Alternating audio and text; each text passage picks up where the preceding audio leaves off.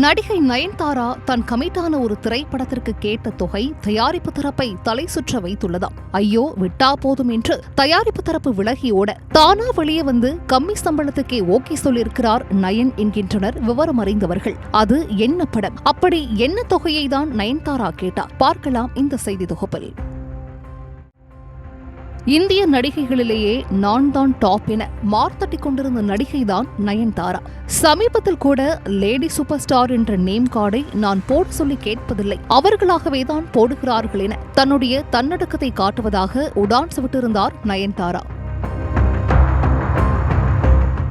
அப்போதிலிருந்தே தொடங்கி ரசிகர்களுக்கு ஹேண்ட்ஷேக் கூட கொடுக்க மறுத்தது, தனுஷிடம் சண்டையிட்டது, தன்னுடைய பிராண்ட் நிகழ்வில் லேட்டே பொறாமைப்படும் அளவிற்கு லேட்டாக வந்து யூடியூபர்களை காக்க வைத்தது, அவங்கெல்லாம் நம்மள மாதிரி நார்மல் பீப்புள் இல்லை என்ற ட்ரோலுக்கு உள்ளாகியது என நயன் திரும்பிய இடமெல்லாம் சர்ச்சையில் சிக்கி வருகிறார்.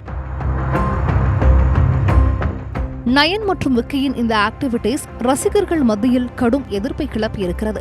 இந்நிலையில் தமிழ் திரையுலகில் 20 வருடங்களாக இருக்கும் நயன்தாரா வருடத்திற்கு 2 படங்கள் 3 படங்கள் என பிஸியாக இருந்தது கடந்த 2023ஆம் ஆண்டோடு முடிந்துவிட்டது.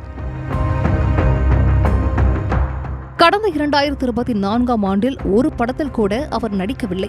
இதனால் நயன்தாராவின் ஆக்டிங் கரியர் அதல பாதாளத்திற்கு போனது ஊரறிந்த சங்கதிதான். தமிழில் வாய்ப்புகள் மங்கலாகி இருக்கும் நிலையில் தெலுங்கு படம் ஒன்றில் சிரஞ்சீவியுடன் 2வது கதாநாயகியாக நடிக்க அடிமாட்ட சம்பளத்திற்கு ஒப்பந்தமாக இருக்கிறார் நயன்தாரா என கூறப்படுகிறது.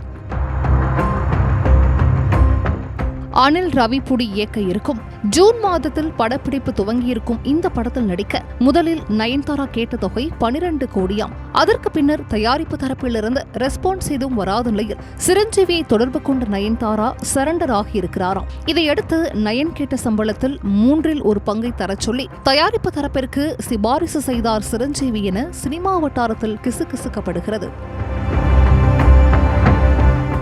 முன்னதாக மலையாள சூப்பர் ஸ்டார் படத்தில் கமிட் ஆகியிருந்தார் நயன்தாரா. அப்படத்திற்காக நடிகைக்கு கொடுக்கப்பட்டிருக்கும் சம்பளம் வெறும் 20 லட்சம் மட்டும்தான் என மல்லு வட்டாரத்தில் பேசப்பட்டது.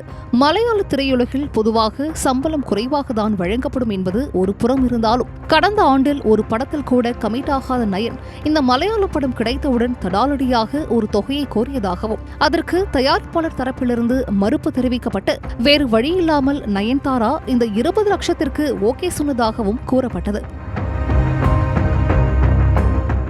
இந்நிலையில் வரிசையாக நயன்தாராவிற்கு வாய்ப்புகளும் சம்பளமும் கம்மியாகிக் கொண்டே வரும் தகவலை அறிந்த தமிழ் சினிமா ரசிகர்கள் லேடி சூப்பர் ஸ்டாருக்கே இந்த நிலையா என்று கமெண்ட் செய்து வருகின்றனர்.